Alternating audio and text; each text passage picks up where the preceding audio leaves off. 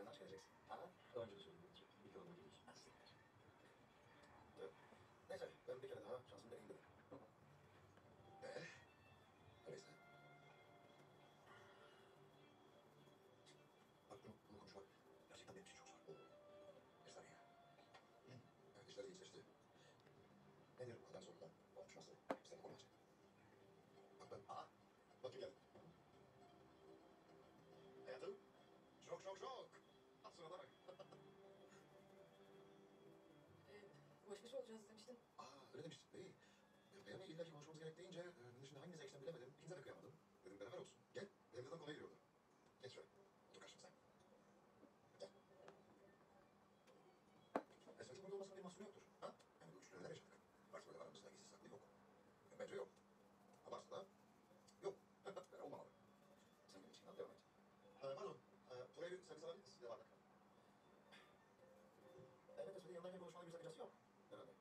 Yani ben neysem Esmet de o. Ama senin için sakıncası varsa. Yok. Konuşabilirim. Belki özel bir şey söyleyecektir kendiyle alakalı. Ben gidebilirim. Peyami'nin senin bilmediğin özel nesi olabilir? Hem de sakıncası yok dedi. Ha? Afiyet olsun. Evet dostum. Böyle masaj yaparak dostlarım saçlarımın her yerine yediriyorum. Önce saç köklerine güzelce yediriyorum. En sonunda saç uçlarıma geçip bitireceğim. Özellikle sessiz vlog çektim. Sebebi bir yandan Terzi dizisinin yeni sezonunu izliyorum dostlarım. Telif yememek için ve sesler karışmasın diye. Hatta bol koyayım. Bir tane daha. Al bakalım.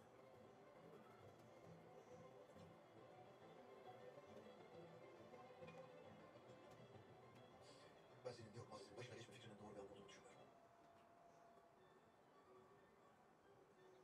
Ne? Ne demiş o?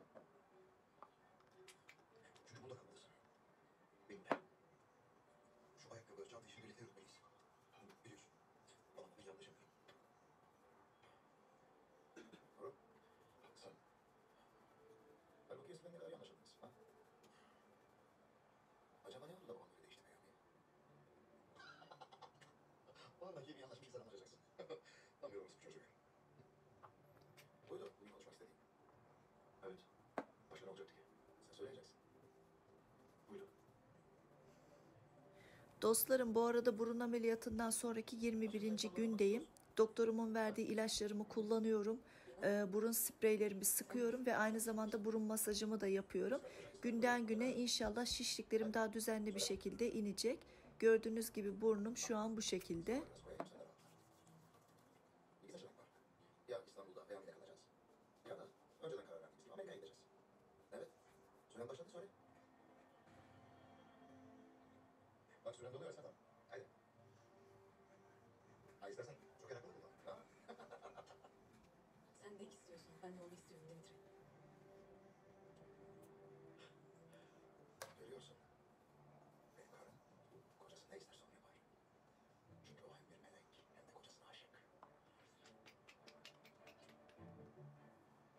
Ben de ona aşığım.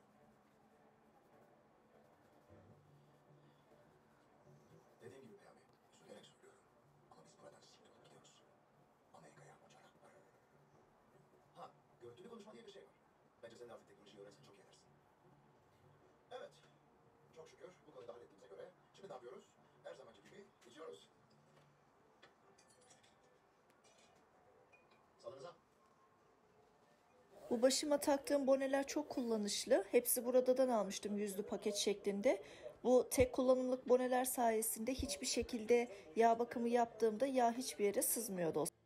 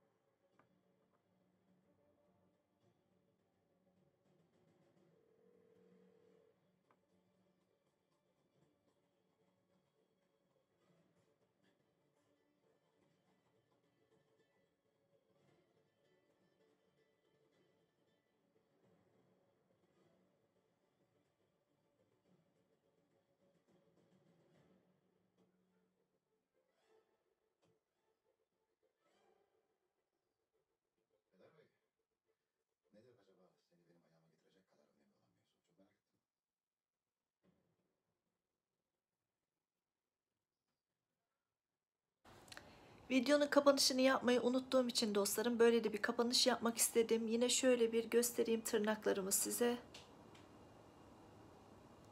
Rengi bu şekilde oldu. Birkaç gün bu ojelerle takılırım. Daha sonrasında da çıkartırım zaten. Bu süre zarfında da tırnaklarıma bakım yapmaya çalışıyorum. Ekstra çünkü takma tırnaktan çok yıprandığı için. Birkaç gün sonra da kısmetse boncuk kaynak taktıracağım. Saçlarım şu an yolda, dolap uygulamasından sipariş verdim. O videoda tekrar sizlerle birlikte olacağız. Sizi kocaman öpüyorum. Sonraki videolarda görüşmek dileğiyle diyorum canlarım. Kendinize çok iyi bakın. Hoşça kalın.